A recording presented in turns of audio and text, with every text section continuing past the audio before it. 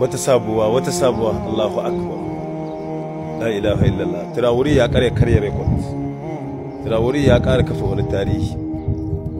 Traore ya yi abinda shugaban kasar South Korea Kim Jong-un, dan yaron nan mai shagen askin na rashin mutunci, ya nuna ma America yatsa, ya nuna ma Trump yatsa, ya kara zidda mutuncin America a idan duniya.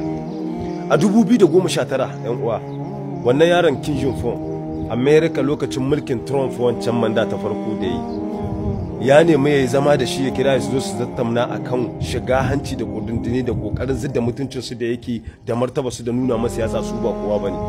Wannan yaron sai da aka yi agreement, aka yi magana, America ta ce zo ya zanna, suka ce ya ce ma Trump ƙarya yake shi bai isa ya je America ba, shi Trump ya zo a can Korea ta Kudu ya zo a zamna.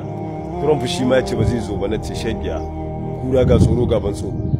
Sai aka yi magana, aka tsayar da magana da 2019 aka ci to aka yi agreement da shi da wannan yaron, aka yi magana za a yi zama. Yaron ya zaba, aka je aka yi zama a Singapore.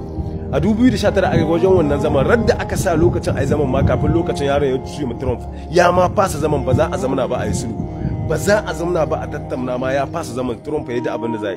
Daga baya aka lallabe shi, aka bada hakuri, aka ce to a zo a zamana. Aka je aka yi zaman nan a Singapore da shi da Trump. To yanzu Trump ya ƙara dawowa wani mulki America. Afirka, Ibrahim Traore ya ƙara zudda mutuncinsu, ya nuna masa yatsa, ya ce su ba su isa ba. Sun mai irin kiran da suka yi ma Zelensky. Traore ya ce shi baya neman komi ga kowa, baya son taimakon kowa sai na Allah, baya son komi ba zai ce ba. Allahu akbar. Traore, Amurkawan ne da kansu da Europeans suka ce sun yarda da wannan yaron.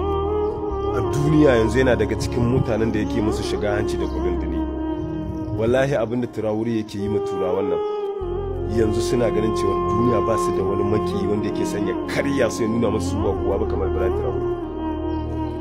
Magana da Traore ya gaya masu sun ji zafinta, kuma suna ganin Burkina Faso karamar ƙasa ce, ba wata ƙasa ba wadda za ta zo ta ja da su, amma Traore da gaske ne yake. Su da kansu ne suka shaide shi, suka ce a yi kokari a kashe wannan yaron, da gaske ne yake, sai ya zidda mutuncinsu, sai ya zidda martabarsu. Dalilin shi sai ya sa Afirka an yi revolution, suna ganin ga wani mutum mai irin ra'ayi, irin na Thomas Sankara, irin na Gaddafi, irin na Bara mai nasara, irin na Abacha, ga wani zaki ya taso zai sa Afirka a yi revolution. Wallahi da ba Afirka bane aka samu wanga shugaban, da wasu kasashe ne, wasu yankuna masu haɗin kai. Dalilin wanga shugaban sai dai a yaki. To amma shi neman inci haka yake a ka'idar neman inci dama a duniya, ba wata ƙasa da za ta zo ta kama maka neman inci, ƙarya ne, babu ta wallahi. Sai dai ku da kanku ɗan ƙasar ku ba da rayuwa ku tai ku neman inci. Me yasa wani bi muke ba Algeria gaskiya, muke ba Libyawa gaskiya, muke ganin abin da suke yi sun taka dokoki na musulunci bai dace ba, amma game da wasu dokoki da suke azama tsanani suna da hujja da dalili da gaskiya. Kakanninsu ne da uwayensu suka mutu, suka ba da rayuwarsu suka nemi inci. Duk yanzu za a zo a cika masu kasashe a yi ta zama yadda aka ga dama a ce a zamana yadda ke so, wannan ƙarya ne. Lokacin da yanzu gashi Burkina Faso tana neman inci, babu wanda yake kama musu, babu wanda yake zauwa gare su ko ya ci ba su shawara ko ya ba da rayuwarsu. Idan har suka yi nasara, wannan incin da Traore yake nema da 'yan ƙasa in suka yi nasara, wallahi sai sun zama kamar Algeria ko kamar ƙasar Libya ko South Africa.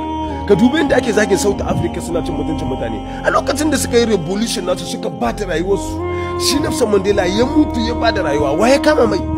Dan haka mutane idan suka nemi inci bayan kuma daɗi ya zo, sai a zo a cika musu ƙasa, kuma sai a dawo ana zagin su, ana cin mutuncin su, bayan cewar koyi ya kamata a yi da su, a je a nemi incin nan irin yadda suke yi. Darasin da ya kamata mu dinga ɗauka a cikin neman inci, kasashen da suka neman inci suka zama wata ciya, ba zauwa zami muna cika masa kasashe ba, mun ta zauwa muna zauwa kasa muna ta suna koran mu, suna wulakanta mu.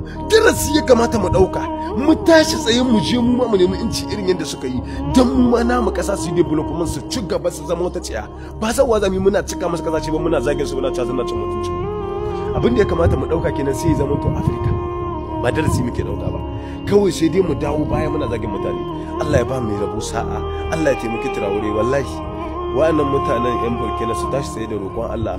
Turawa sun rantse sama sai sun kashe Traore, amma mu mun san cewa ba za su iya kashe shi ba sai lokacin da Allah ya ga dama kashe shi. Ina ji a zuciyata wallahi kamar wani dan Niger ne za a taba, ji nake kamar shugaban ƙasar Niger ne ake so a kashe. Wallahi san da nake ma wannan mutumin ban ga wani shugaba a duniya da nake so irin shi, wallahi babu shi. Allah ka tsare shi, Allah ka kare shi.